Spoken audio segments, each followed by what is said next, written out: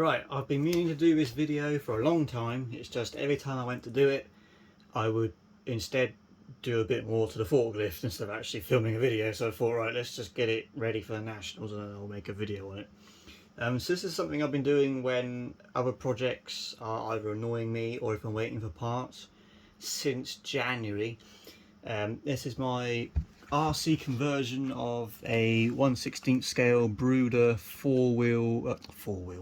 three-wheel, I can count, I promise you, forklift, commonly known as a Moffett forklift or a piggyback forklift, designed to live on the back of trailers like this. In my case, they're designed to sit on the back of that trailer. So yeah, it's no one makes an out of the box radio control version of one of these, so it's up to you to either make one from scratch or do this, which is just convert a Brooder one, put some electrics in it. It really is on paper that simple, just put electrics in it. The complexity comes from getting it all to fit, because there is very little room in there. If you are interested in doing this, I'll put two links down in the description. One of them to the Thingiverse page, which has all the 3D printable parts on it, the files that you need in order to print them. Parts like this. All of my parts are printed by my friend Lee. Thank you very much, sir. So in that case, on there, things like that lid, the mount for the servo up here, the red straw that you see there, which is part of a lift mechanism. The rear axle motor housing wheel brackety thing, and that steering servo mount, things like that. So basically, once you get those bits, you just take this forklift, which is a Brooder cell. I got mine as a birthday present because I'm only 25. But I think they said it comes with a UPS Scania container truck out of all things, which is, yeah, but it's alright. But yeah, I think that's probably about 65, 70 pounds, something like that. And then all the electronics like the motors and the servos, excluding the receiver, I think I probably spent about £40. And then the receiver, obviously it depends on your radio as to how expensive that is.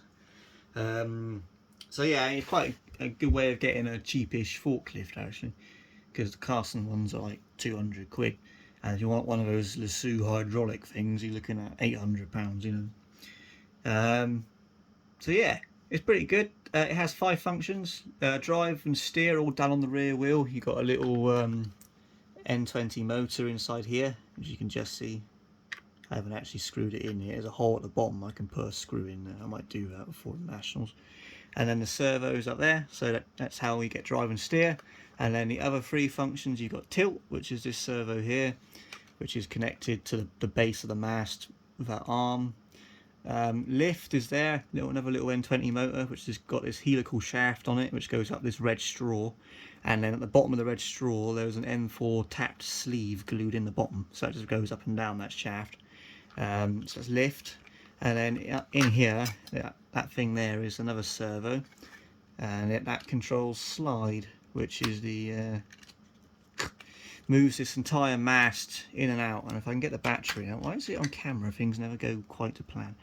But you've got that little link arm down there which I made, which just connects to the base of the mast and just moves the entire assembly in and out, which is unique to these free-wheel forklifts. Just helps them when they get on the back of a truck or trailer. So if I turn that on, also I got a light to flash as well, just connected that straight into the receiver. It's all connected to my Paladin radio, and you got a pretty cool little nifty forklift. Huh? So I've got obviously lift and drop, and then you got tilt, and then slide. So yeah, it's all done just on basic servos. The challenge is getting it all to fit within the housing. So like in there, as you saw, I've got a battery, got a little 500 milliamp. I think it's a lithium ion actually. Yeah, whatever it is. It was given to me, one of them by my good friend John, and then the other one was given to me by my friend Ben. Thank you very much, guys. So I've got the battery in there, the servo in there for the slide, and then I got 2 ESCs, one for each motor, the drive motor and the lift motor. The receiver is underneath the chair or the seat, and then it's just things like the power plug and all the wires that run to all the servos and motors external. It's a lot of stuff to fit in a very small amount of space. I'll put a picture of how I've done it. I'll put 2 links in the description.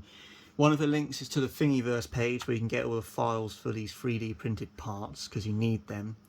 And the other link is to a very, very useful build forum where someone actually documented their build of one of these and put lots of very useful pictures up. So there's no instructions, but between those 2 links you can pretty much gather from the pictures what you need to do.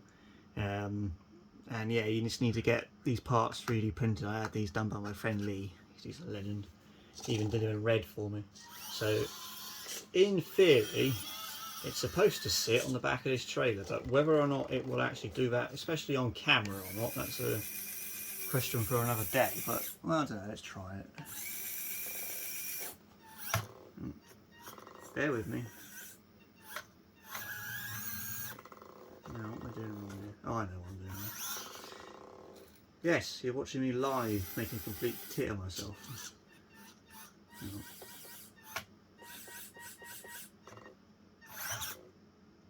Oh. I will get there eventually, I promise. Hang on. Right, I think I got it. He goes in there like that. Now there's a lot of weight in that, so it used to be able to pick itself up, but it ain't going to do it now. So yeah, you get the idea. I mean, look, come on, if I was going to spend a couple of grand, I probably could design and do a proper one, but hey, it works, it's off the ground. You can see. So it's there, and then I'll get some straps to go from here to there, just ratchets just to hold it on. And then it's there, and then if I want to take it back off,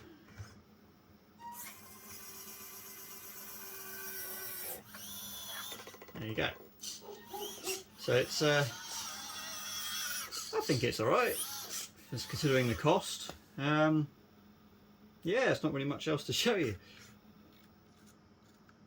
It's pretty good. Anyway, thanks for watching. I've got the steering working on the S now, so I'm just waiting for the decals to arrive and I can do a video on that one. But yeah, this thing's going to be going to Nationals and loading up my 4 Series and drawbar trailer. Probably sit there for a few hours. It's quite therapeutic actually, sitting there loading pallets. And I'll load it on the back of the trailer and take it around the layout at Newark. So yeah, that's in 2 weeks time actually, so it's getting close. I'm getting quite excited. But thank you for watching. Hope this made sense. Any questions, just ask in the comments. I'll answer as best as I can. But yeah, those 2 links in the description are very, very helpful if you're interested in doing this. And I will see you in the next video. Cheers.